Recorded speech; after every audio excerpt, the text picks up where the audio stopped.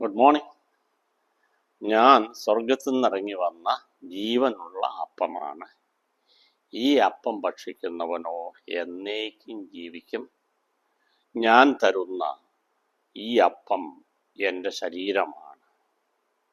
വിശുദ്ധ യോഹന്നാന്റെ സുവിശേഷത്തിലെ 6-ാമത്തെ അധ്യായത്തിലെ 51 മുതലുള്ള തിരുവചനങ്ങളിൽ നമ്മളിങ്ങനെ വായിക്കുന്നു. അപ്പോൾ തിരുവചനം നമ്മളോട് പറയുന്ന യേശു അപ്പമായിട്ട് നമ്മുടെ ആത്മാവിൻ്റെ നിത്യജീവൻ്റെ അപ്പമായിട്ട് നൽകി തന്നെ തന്നു എന്നാണ്. കുറച്ചു കാലം മുമ്പ് വായിച്ച ഒരു ചെറുകഥ, വളരെ മനോഹരമായ ഒരു ചെറുകഥ ഓർക്കുന്നു. ആ കഥയുടെ ഉള്ളടക്കം ഇതാണ്.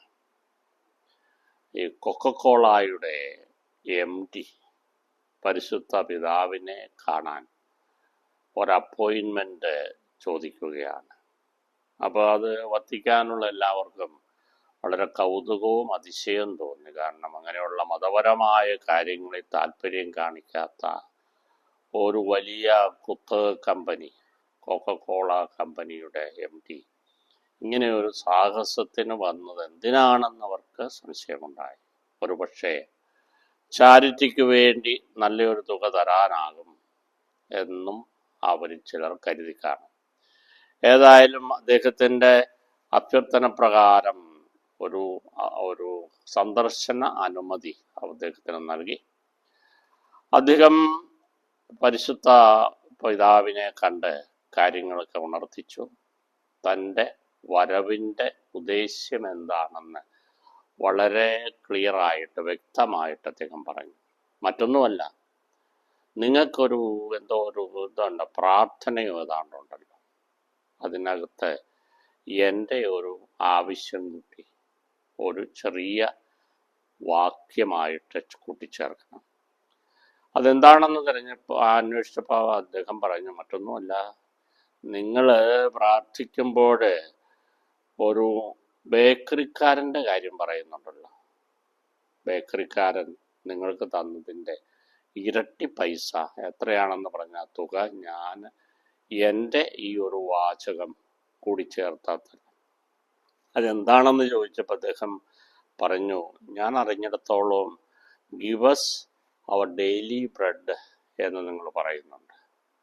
ഞങ്ങൾക്ക് എന്നത്തെയും അപ്പം തരണമേ എന്ന് പ്രാർത്ഥിക്കുന്നുണ്ട് അല്ലേ? അത് ആ ബേക്കറിക്കാരൻ കാശ് തന്നിട്ട് ചേർത്തതല്ലേ? അതുകൊണ്ട് ഈ അതിൻ്റെ കൂടെ ഗിവ് us ഡെയിലി അവർ കൊക്കക്കോള എന്ന് കൂടി ചേർക്കണം എന്ന് പറഞ്ഞു. അപ്പോൾ ഇത് കേൾക്കുമ്പോൾ നമുക്ക് അതിനകത്തൊരു സർക്കാസമുണ്ട്, അതിനകത്തൊരു സറ്റയറുണ്ട്. ഈ കഥ വളരെ മനോഹരമായിട്ട് കലാപരമായിട്ട് വെച്ചിരിക്കുകയാണ്. അപ്പം ഇന്ന് കൊമേഴ്ഷ്യലൈസ് ചെയ്യുന്ന ഒരു പക്ഷേ മതാടിസ്ഥാനങ്ങളെ, പ്രായോഗിക ജീവിതത്തെ ചോദ്യം ചെയ്യുക. അതിനെക്കുറിച്ച് എനിക്ക് കൃത്യതയില്ല. അപ്പം ഏതായാലും ഈ കഥ വായിച്ചത് ഞാൻ ഓർക്കുകയാണ്. അപ്പോൾ കൊക്കക്കോള കമ്പനിക്കാരൻ ഓർത്തത്, അപ്പക്കാരൻ അല്ലെങ്കിൽ ബേക്കറിക്കാരൻ പരസ്യത്തിന് പൈസ കൊടുത്ത് ഈ നമ്മൾ ചൊല്ലുന്ന സ്വർഗസ്ഥനായ പിതാവേ എന്ന പ്രാർത്ഥനയിൽ ചേർത്തതാണ്. അതുകൊണ്ടാണ് അവർ ഡെയിലി ബ്രെഡ് എന്ന് പറയുന്ന കൂടെ അവർ ഡെയിലി കോള അല്ലെ കൊക്കക്കോള എന്ന് കൂടി ചേർക്കണം എന്ന് അദ്ദേഹം പറഞ്ഞത് അല്ലേ. വളരെ സരസമായിട്ട് അവതരിപ്പിച്ചിരിക്കുന്ന ഈ കഥയിൽ നമ്മുടെ ജീവിതത്തിൽ നമ്മൾ അനുഷ്ഠിക്കേണ്ട ചില കാര്യങ്ങൾ നമ്മൾ മയപ്പെടുത്തി ലാഘവബുദ്ധിയെ നമ്മൾ ചെയ്യുന്നതിനെയും പരിഹസിക്കുന്നുണ്ടാകാം. അതിനേക്കാളുപരി ഒരു കലാരൂപത്തിൽ അല്ലെ കലാകാരൻ്റെ ഭാവനയിൽ ഒന്ന് ചിന്തിപ്പിക്കാൻ വേണ്ടിയിട്ട് ഒരു ചൊറിച്ചിൽ നടത്തിയതായിരിക്കും ഈ കഥയിലൂടെ എന്നും വേണമെങ്കിൽ പറയാം.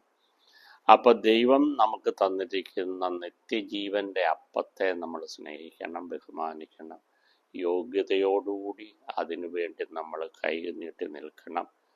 ആ സ്വർഗീയ മന്ന അല്ലെ സ്വർഗീയ അപ്പം ജീവിച്ചുകൊണ്ട് നമ്മൾ ധന്യരായിത്തീരണം എന്നുകൂടി നമ്മളെ ഓർമ്മിപ്പിക്കുന്നുണ്ട് ഈശോ. അപ്പോൾ അത് വളരെ പ്രധാനപ്പെട്ടതാണ്. വെറുതെ പോയി നാക്ക് നീട്ടി അല്ലെ കൈ നീട്ടി അപ്പം സ്വീകരിച്ചത് കൊണ്ട് എല്ലാം ആയില്ല. ഒരുക്കം വേണം. ഹൃദയം അതിനു വേണ്ടി ഒരുക്കപ്പെടണം, സജ്ജമാക്കപ്പെടണം. പരിശുദ്ധമായ വിധത്തിൽ പരിശുദ്ധനായ ദൈവത്തെ കൈക്കൊള്ളുവാൻ നമുക്ക് കൃപയുണ്ടാകണം. ദൈവം അനുഗ്രഹിക്കട്ടെ.